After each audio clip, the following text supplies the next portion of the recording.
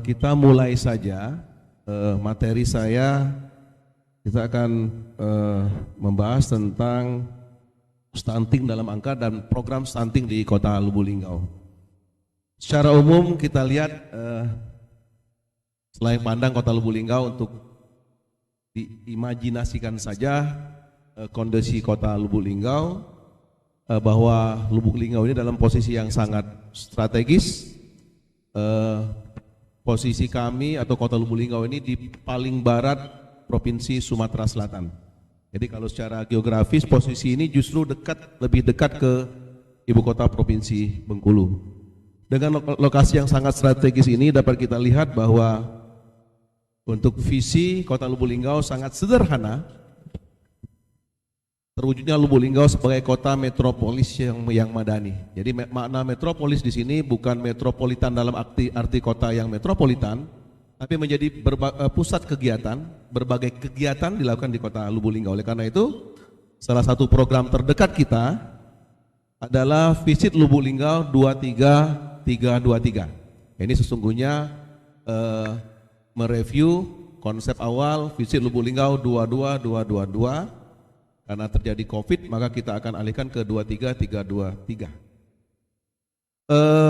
Kita lihat komposisi penduduk, saya akan masuk. Ya, next slide, diikutin saja. Penduduk dulu, oke. Penduduk Kota Lubuk Linggau ini 236.828 jiwa. Ini dalam kondisi malam. Nah, jadi kalau siang jumlahnya bisa hampir 2 kali lipat atau 2 kali lipat dari jumlah ini karena posisi tadi yang strategis bahwa kota ini paling tidak menjadi titik sentral bagi perekonomian di sekitar. Di Kabupaten Musirawas, Kabupaten Empat Lawang, Kabupaten Musirawas Utara, sedikit Provinsi Bengkulu, di Kabupaten Rejang Lebong, kemudian juga sedikit Provinsi Jambi di Kabupaten Sorolangun. Jadi itu kegiatan ekonomi di siang hari itu terpusat di Kota Lubuk Linggau, dan ini saya katakan tadi kenapa penduduk kami di siang mungkin melebihi ini, tapi kalau malam hari ketika kegiatan ekonomi itu berkurang maka penduduk kami 236.828 jiwa, dan dari penduduk ini ya tenang-tenang ibu-ibu ya, karena lebih banyak lanang rupanya. Jadi rasio jenis kelaminnya itu lebih banyak laki-laki daripada perempuan. Ya kalau di banyak tempat kan lebih banyak perempuan daripada laki-laki. Nah ini konotasinya bahaya. Kalau ini enggak, lebih banyak lanang daripada perempuan. Kemudian dari jumlah penduduk ini kami mempunyai jumlah keluarga 56.787 keluarga dengan jumlah balita 23.473 balita. Kita lihat, mungkin ini saya akan tampilkan saja ini yang kita lakukan untuk hubungannya dengan stunting. Kita bicara tentang stunting. Ini ada dokumentasi tentang pengukuhan Duta Stunting Kota Lubuk Linggau. Silakan lanjut. Saya tidak akan banyak cerita ini. Bisa di tingkat kecamatan juga sudah dilakukan, dan ini dengan kondisi kemajuan teknologi informasi dan komunikasi mudah di googling. Ini mudah karena dia terrecord secara digital, jadi tidak pacak ngomong asal. Kalau kita record terjengok kapan ini dipublish biasanya, atau kapan ini dipublikasikan, itu terrecord di digital sehingga ini menjadi bukti fisik bahwa memang itu sudah dilakukan pada waktu yang ditentukan. Kita lihat kawan-kawan sekalian, lanjutkan saja dengan kita lihat stunting di Kota Lubuk Linggau. Yang pertama berdasarkan riset kesehatan dasar tahun 2018, kita lihat posisi Kota Lubuk Linggau. Sumatera Selatan 31,70, Lubuk Linggau 32. Ini hasil dari riset kesehatan dasar. Kemudian ada juga hasil dari SSGI, Survei Status Gizi Indonesia. Tadi dikatakan bahwa Lubuk Linggau posisi sekarang di 22,8%. Lubuk Linggau di 22,8,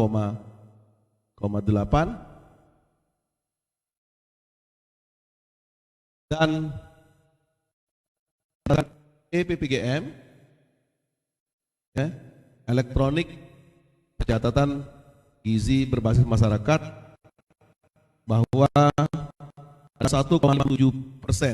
Ini data terakhir yang kita ambil di tanggal 9 September pukul 7.50. Sekitar hampir 80% balita itu sudah kita masukkan di EPPGM. Ini data yang ada by name by address-nya. Kemudian kita lihat, kita punya target. Provinsi punya target, nasional punya target, dan Kota Lubuk Linggau bahwa di tahun 2022 20,18% atau 20,18%, kemudian 2023 16,86%, dan 2024 target kita adalah 13,52%. Artinya di bawah target yang ditetapkan oleh pemerintah pusat, yaitu sebesar 14%. Nah, untuk mencapai target ini, apa yang kita lakukan? Apa yang kami lakukan atau yang pemerintah kota lakukan, dan saya akan banyak juga hubungkan dengan peran Persagi. Bagaimana peran ahli gizi untuk membantu supaya stunting ini, angka stunting ini menurun sesuai dengan target yang sudah kita tentukan. Rekan-rekan sekalian, saya juga berpikir mungkin saja stunting ini salah satu penyebabnya karena mindset. Dari mindset jadi perilaku jadi culture. Kalau mindsetnya sudah salah tentang makanan, tentang gizi, tentang pengolahan makanan, bisa jadi nanti itu sampai ke perilaku yang kita berikan makanan kepada balita kita. Nah, ini jangan sampai itu terjadi, dan saya khawatir itu ada masalahnya hubungannya dengan mindset. Nanti kita lihat, saya akan diskusikan, saya akan jelaskan kenapa saya mengambil kesimpulan awal, atau bukan kesimpulan, analisa sendiri, ini ada hubungannya dengan mindset. Kita lihat apa yang kami lakukan di 2022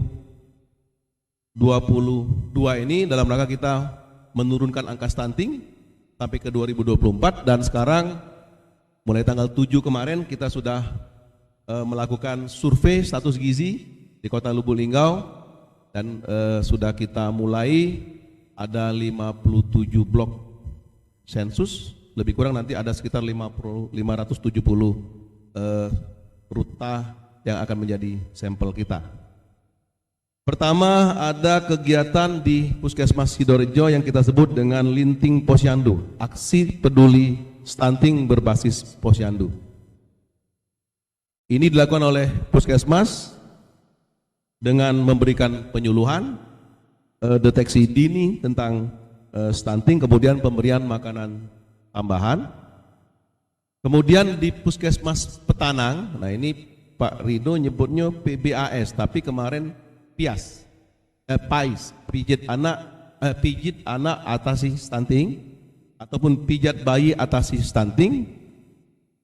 Ini dilakukan di Puskesmas Petanang dan di Puskesmas Sidorejo. Karena kami mempunyai terapi, mempunyai tenaga yang ahli dalam bidang ini, dan ini juga Bapak Ibu sekalian, kita ingin kegiatan-kegiatan ini kita review.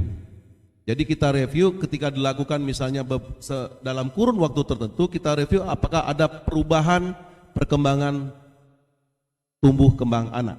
Jadi akan terus kita review. Manfaat dari pijit anak ini adalah menenangkan serta mengurangi frekuensi menangis, memperlancar pencernaan, mengurangi sakit perut dan sembelit, membantu bayi beradaptasi dengan tidur yang nyenyak, membantu pembentukan kelenturan otot, meningkatkan sistem kekebalan tubuh, dan menjadikan tekstur kulit bayi lebih baik. Kemudian di puskesmas kami, di Puskesmas Simpang Priuk, sudah juga dilakukan yang mereka sebut dengan Pak Camat, pantau kilat calon mama terpadu, memberikan pelayanan kesehatan kepada calon pengantin, itu dilakukan, dan mungkin dalam minggu kemarin itu dilakukan kembali ya. Sekali lagi seluruh peserta sekalian, zaman teknologi informasi komunikasi ini gampang dan kita nyingok atau kita melihat record dari secara digital apa yang kita lakukan ketika kita publikasikan itu di dunia digital. Jadi tinggal diklik, mungkin kegiatan ini di Puskesmas Simpang Priuk itu dilakukan kalau tidak salah dalam minggu-minggu kemarin. Kemudian juga mereka mempunyai program yang disingkat dengan tebu manis, tepung bubur masak praktis, tepung beras merah yang disangrai sebagai dasar bahan makanan pendamping ASI, ya. Secara teori kandungan zat besinya 5 kali lipat, seratnya 2 kali lipat, vitamin B1-nya hampir 2 kali lipat dari tepung beras biasa. Jadi ini yang dilakukan oleh Puskesmas Simpang Priuk. Kemudian, nah ini rekan-rekan sekalian, saya katakan tadi mindset. Selama ini sering kita lihat pemberian makanan tambahan itu dilakukan, tapi tidak dengan frekuensi yang menurut Persagi, ya, karena kita diskusi dengan kawan-kawan Persagi Kota Lubuk Linggau, bahwa ketika kita akan mendorong tumbuh kembang bayi, kalau kita memberinya tidak dalam frekuensi secara terus-menerus, itu tidak efektif. Selama ini sering kita lihat pemberian makanan tambahan 1 bulan sekali atau seminggu sekali di sekolah misalnya seperti itu, atau di PAUD ataupun di posyandu seperti itu. Padahal untuk mengintervensi agar terjadi tumbuh kembang yang bisa kita lihat hasilnya, itu membutuhkan waktu paling tidak 90 hari. Nah, ini hasil diskusi kita dengan kawan-kawan dari Persagi. Oleh karena itu ada program kita, itu pemberian makanan tambahan kepada baduta, olahan makanan ikan selama 90 hari kepada 20 anak ini, kepada 20 anak. Jadi 20 anak tidak kita rubah, kita intervensi selama 90 hari pemberian makanan tambahan olahan dari ikan. Dengan variasinya seperti itu, dan juga ini diukur berapa karbohidrat, kalori yang dihasilkan untuk mengejar ketertinggalan tumbuh kembang tersebut. Kemudian pengadaan alat antropometri, Bapak Ibu sekalian, saudara-saudara sekalian, bahwa pengukuran balita, pengukuran baduta itu membutuhkan alat yang memang terstandar dan terkalibrasi. Ya, jadi memang terstandar dan terkalibrasi, kemudian juga dilakukan oleh sumber daya manusia yang memang terlatih. Karena kemarin kami di Palembang mendengarkan langsung apa yang dikatakan oleh Menteri Keluarga Berencana. Ketika kita mengukur bayi, ya, kalau tidak kita lakukan dengan cermat, dengan teliti, bisa jadi ketika bayi lagi menangis sudah diukur panjang badannya mungkin tidak maksimal yang terukur, sehingga dia bisa kita kategorikan stunting. Nah, artinya kita butuh peralatan yang memang standar, kita butuh peralatan yang memang terkalibrasi, dan kita juga butuh sumber daya manusia yang terlatih.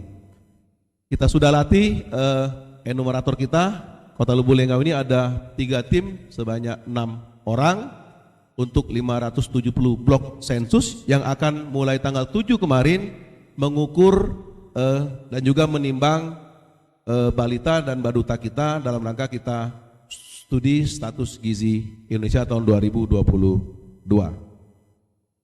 Pengadaan timbangan digital bayi, timbangan digital balita, alat ukur tinggi badan, alat ukur panjang badan, kemudian juga lingkar lengan atas, kemudian juga dengan perlengkapannya. Ini yang kita lakukan dan ini bersumber dari dana alokasi khusus. Nah, kemudian rekan-rekan sekalian, lagi ini juga hasil diskusi kami dengan kawan-kawan dari Persagi Kota Lubuk Linggau. Pak Ketua, kami diskusi dengan Persagi Kota Lubuk Linggau, kira-kira apa lagi yang bisa kita lakukan untuk mengejar ketertinggalan tumbuh tersebut. Oleh karena itu kami punya program, ini baru akan kita laksanakan karena kami masukkan di APBD perubahan kami. Kita memberikan paket makanan kepada balita 30 baduta selama 90 hari. Jadi kita ingin melihat ketika kita intervensi dengan makanan yang memang kita ukur kalorinya, kita ukur kebutuhan protein dan segala macamnya sesuai dengan standar yang angka kebutuhan gizinya selama 30 hari, nanti kita akan review apakah ada perubahan terhadap intervensi ini. Karena selama ini Yang kita lakukan, kita memberikan makanan tambahan, tapi kita tidak pernah mengukur apakah pemberian makanan tambahan itu menghasilkan atau membuat yang stunting menjadi tidak stunting. Oleh karena itu kita coba, tadi ada 20 yang pakai makanan olahan ikan, dan ada 30 yang kita berikan paket makanan selama 90 hari. Nanti setiap 30 hari kita akan evaluasi, dan 30 hari kita akan lihat apakah ini bisa meningkatkan atau menghilangkan stunting tersebut. Jadi kalau ini efektif, Pak Ketua, ya Persagi, mungkin ini akan kami jadikan contoh bahwa ini cara mengintervensi stunting dari sisi asupan makanan atau kebutuhan gizi mereka. Tentunya rekan-rekan sekalian, tadi saya sampaikan mungkin juga ini karena cara berpikir kita yang salah, mindset yang salah terhadap olahan makanan, karena kita ketahui bahwa ketika bicara tentang stunting, tidak harus orang miskin stunting. Jadi kalau pertama klausulnya adalah stunting belum tentu terbelakang, belum tentu bodoh, belum tentu sakit, seperti itu. Tidak harus orang miskin stunting. Jadi orang kaya pun stunting jika mungkin cara pemberian makanan atau pengetahuan tentang gizi itu yang kurang. Nah, ini menjadi PR kita semua, terutama kawan-kawan Persatuan Ahli Gizi, khususnya cabang Kota Lubuk Linggau, karena seringkali konsep-konsep berpikir ini salah. Ya, sekarang yang muncul di lapangan itu, ya saya juga Pak Ketua, aku baru ketawa deh. Saya tertawa sendiri. Ketika selama ini kita mungkin di Posyandu melalui PKK, kita sering ada pameran makanan yang menurut saya kok jadi salah, tidak sesuai dengan pengolahan makanan yang baik. Ya, ketika anak-anak susah dikasih makan sayur, maka sayur bayam itu kita buat keripik bayam. Keripik bayam digoreng. Nah, berarti kan cara berpikirnya salah. Supaya makan sayur, padahal olahan sayur terhadap bayam, nah ini kan juga ada cara pengolahan yang baik. Yang saya pahami ya bahwa kalau bayam pun terlalu lama direbus juga sudah tidak mengandung vitamin lagi, justru di air. Apalagi kita alihkan itu dengan konsep supaya anak mau makan sayur. Supaya anak mau makan sayur, kemudian sayurnya kita buat keripik digoreng seperti itu. Oleh karena itu kembali tadi yang pemberian makanan kepada anak, kami juga bekerja sama dengan Persagi supaya apa? Supaya yang diberikan makanan itu memang sesuai dengan angka kebutuhan gizi. Jadi memang sesuai dengan angka kebutuhan gizi dan cara pengolahan makanan yang baik. Kemudian ini itu ada Pak, hitung-hitungan itu kami dapat dari kawan-kawan Persagi. Kalau kami berikan seperti itu, intervensi kami baru sekitar 25% atau 33% dari kebutuhan. Jadi tetap butuh asupan atau makanan-makanan yang lain. Kemudian rekan-rekan sekalian, hubungannya dengan cara pengolahan makanan tersebut, kami juga merencanakan, ini juga sekali lagi baru akan kami lakukan, kami masukkan di program di APBD Perubahan, cooking class, pemberian makanan bayi dan anak. Saya diskusikan juga dengan kawan-kawan Persagi Kota Lubuk Linggau. Saya minta narasumbernya tidak hanya dari Persagi, artinya orang yang ahli tentang gizi. Saya minta juga dicontohkan juga mereka yang memang pelaku dari misalnya usaha makanan. Kan sering di pinggir-pinggir jalan ada bubur bayi segala macam itu, mungkin itu dijadikan narasumber supaya apa? Supaya yang pelaku-pelaku ini ataupun ibu rumah tangga mengolah makanan sesuai dengan standar yang dipahami atau yang dipunyai oleh para ahli gizi seperti itu. Jadi kalau kita cuma ini rencana awal hanya ahli gizi Pak, Bapak Ibu sekalian. Kalau ahli gizi kupikir kita bicara tentang teori masak, sementara kita banyak pelaku yang di lapangan. Oleh karena itu saya mau di mix antara teori dan praktek. Jadi mix antara teori dan praktek, nanti kegiatannya adalah teori oleh ahli gizi, tentu akan melibatkan dari fasilitator PMBA provinsi, kemudian juga tenaga gizi yang ada. Kemudian pelaku ini kita akan carikan narasumber yang lokal. Supaya apa? Mengedukasi Bapak Ibu sekalian, supaya mengedukasi.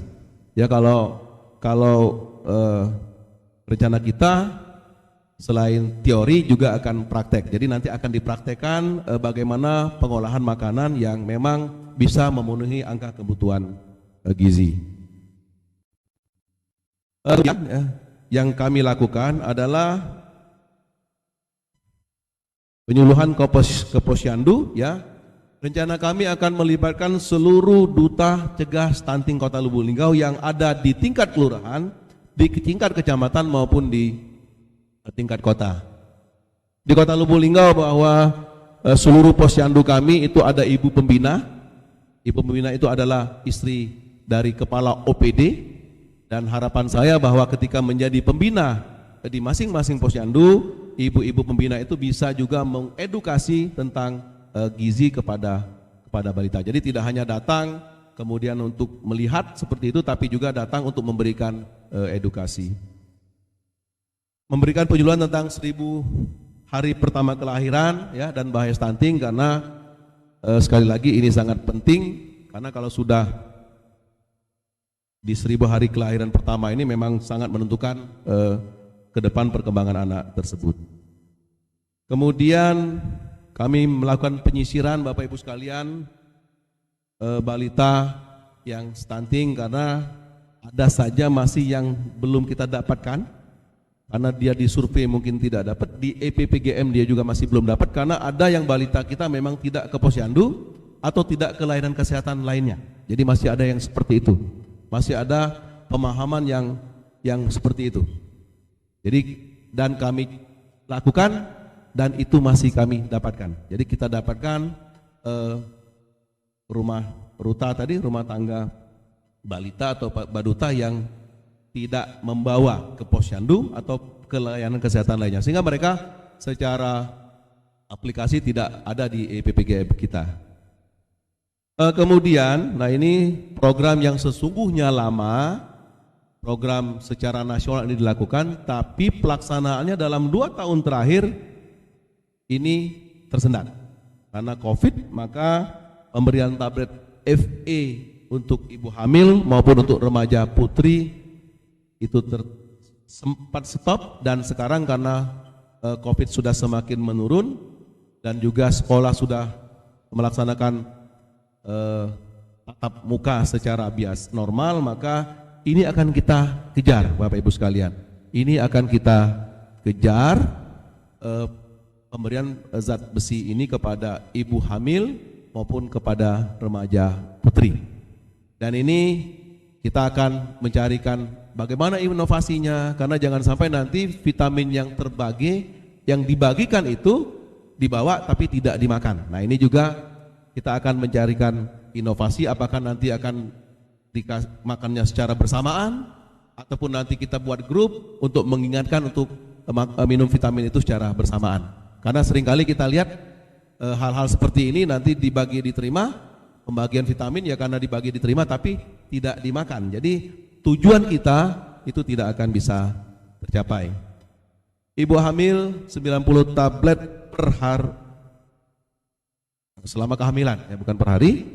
Kemudian remaja putri 1 tablet seminggu atau 1 tablet sehari ketika sedang menstruasi, seperti itu.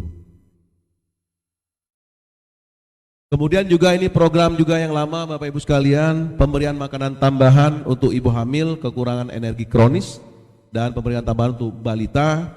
Sesungguhnya ini program lama, tapi sekali lagi sama dengan pemberian zat besi tadi, selama tahun 2021-2020 ini sempat terstop karena kondisi pandemi COVID. Dan ini akan kita lakukan, kita edukasi. Kami kemarin sudah berdiskusi dengan ibu ketua tim penggerak PKK Kota Lubuk Linggau. Ini akan kita aktifkan lagi ke depan. Sama ini sama juga seperti tadi tablet FE. Jangan sampai pemberian makanan tambahan dalam bentuk roti yang diberikan itu diterima tapi tidak dikonsumsi. Nah ini juga menjadi perhatian kita. Jangan sampai nanti diberikan tapi tidak dikonsumsi. Karena apa? Karena kalau tidak dikonsumsi maka ya tidak akan bisa kita perbaiki mungkin kekurangan energi kronis ataupun pemberian makanan tambahan agar nanti bisa kita cegah, ujungnya adalah tujuannya untuk mencegah stunting yang ada di Kota Lubuk Linggau. Ini mungkin yang kami lakukan di Kota Lubuk Linggau, rekan-rekan sekalian. Terima kasih kepada Persagi, DPD Persagi, Pak Lubis, dan ke depan saya juga sudah berdiskusi dengan kawan-kawan Persagi Kota Lubuk Linggau. Saya bersemangat Pak, mereka juga bersemangat sekali.